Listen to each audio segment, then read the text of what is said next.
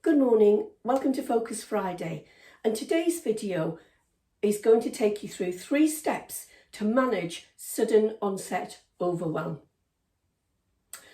The sort of overwhelm I'm talking about is the one that hits you when you least expect it.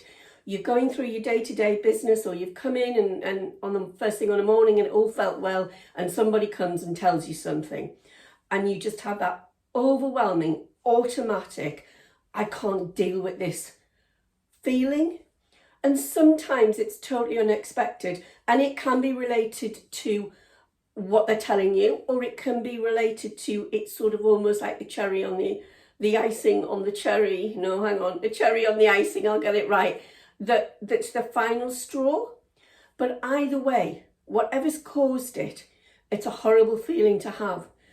You can start to feel sick, you can start to feel short of breath, and that's all because the adrenaline is racing around your body because you've gone into that fight or flight mode, and probably truthfully you want to fly because you're not probably thinking I need to fight it.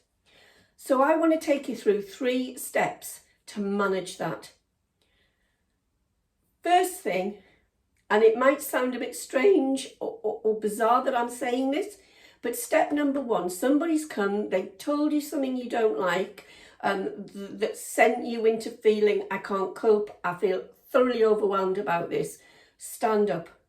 Your body's adrenaline needs to go somewhere, so stand up, walk about a bit. I'm not talking about pacing up and down, but stand up and walk about, and try and drop your shoulders and move. Secondly, actively start to take a deep breath in and out. Then sit back down with a fresh piece of paper on your desk. And I emphasize fresh. I don't want you to write at the bottom of a half scribbled A4 sheet. You need a nice clear blank page because you want to clear your mind so you can positively focus on the situation. So even if that means you get up, you go to your photocopier and you pull out a piece of A4 photocopying paper.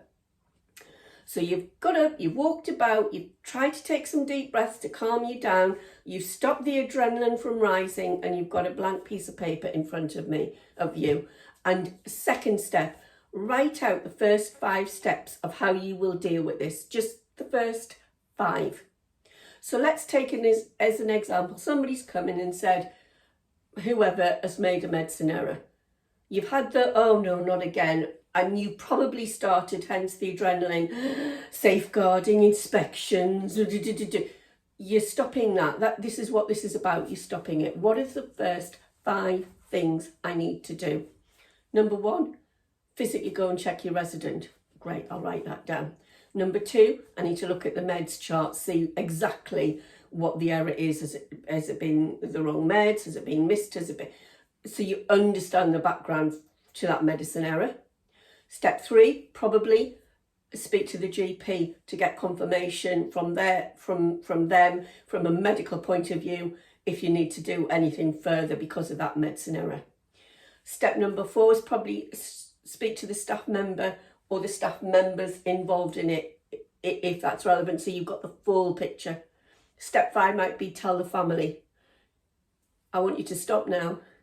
I don't want you to go to step 6, complete necessary documentation. Step 7, I need to start doing a safeguarding investigation. Step 8, I might need to do disciplinary. Step 9, I might need to retrain everybody. We're not going there. We're doing the first 5 steps to get you calm back down from that awful, awful feeling of overwhelm. Because by the time you've worked your way through those 5 steps, you're halfway through the process. So step 1, stand up, move about, deep breaths, fresh bit of paper. Step 2, write the first 5 things down that you need to do.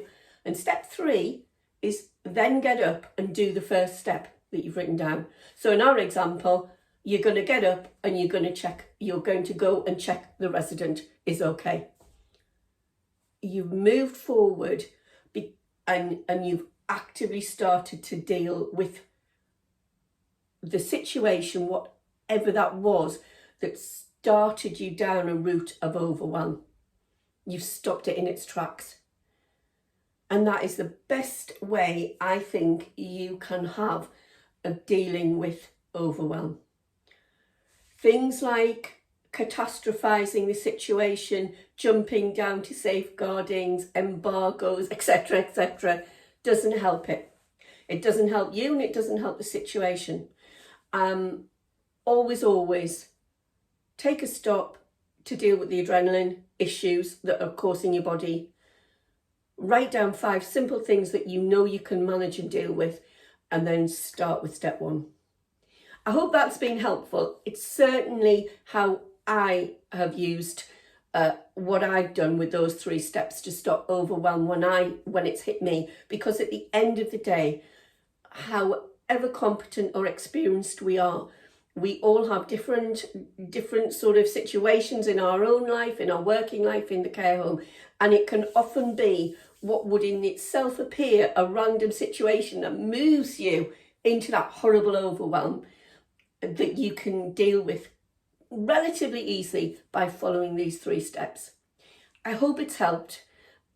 At no point is this 3 steps to deal with long-term real overwhelm for everything that you're dealing with. That's absolutely appreciate a totally different approach, but it is effective when you're dealing with that sudden rush onset of overwhelm in order to control it and move forward.